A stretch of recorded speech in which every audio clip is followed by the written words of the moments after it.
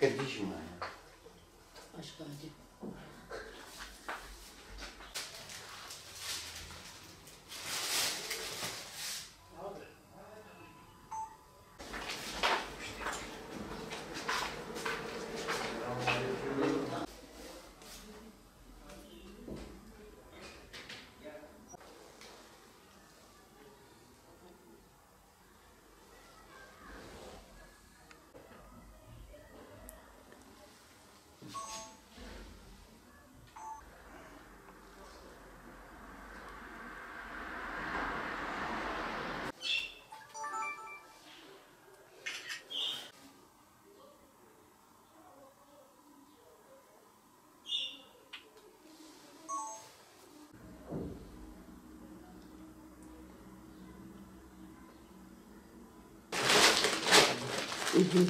Senin tabiatta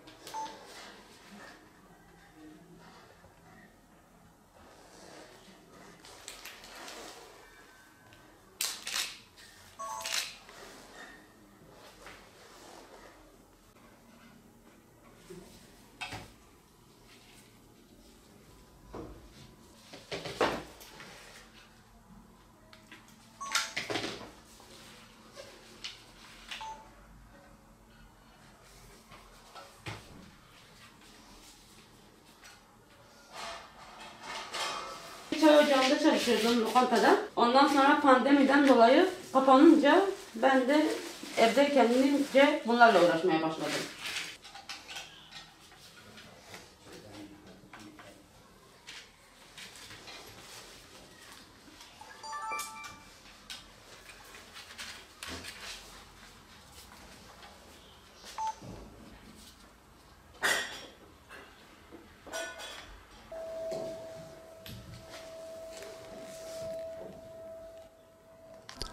Pandemiden dolayı ben bu işim kapandığı için bu işlerle uğraşmaya başladım. Bu 4 yıldır ben bu işle uğraşıyorum.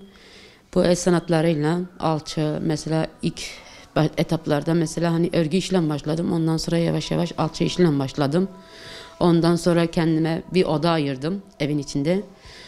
Hani pandemiden dolayı mesela iş yerimin kapanmasıyla burası benim için küçük bir gelir oldu açıkçası. Ondan dolayı ben burayı kendime bir atölye olarak kurdum.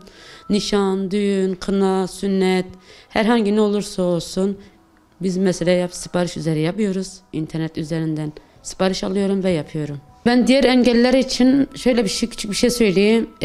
Biz engelliler hiçbir zaman pes etmememiz lazım. Çünkü biz engelliler her şekilde de başarabiliriz. Bizde öyle bir azim var. Hani her engellinin bir sanadı var. Yani kimse demesin bir sanatımız yok. Var. Becerisi olur. Onun için ben engelliler arkadaşlarıma da diyorum. Her zaman ne olursa olsun pes etmeyin. Elinizdeki eseri kullanın. Kendi maaşlarına bakıp da beklemesinler. Elindeki mesleği kullansınlar. Çünkü gerçekten her engellinin elinde mutlaka bir mücevher vardır. Hedefim burayı büyütmek, güzel bir iş yeri yapmak. Onu düşünüyorum. Hayırlısı olsun bakalım artık. Şu an zaten pandemiden dolayı beklemek isterim yani. Hani bir yardımcı olsalar, kendime bir yer açsam çok güzel bir destek olur yani benim için. Benle eşim ikimiz de engelliyiz. Bu alçı işini yapıyoruz. Evimize destek olsun diye elektriktir, sudur hepsi yüksek geliyor. O yüzden biz de bu işini yapıyoruz. Eve destek olsun diye. Yani kına, nişan, düğün yani her şeyi yapıyoruz biz de. İnternet üzeri satıyoruz yani.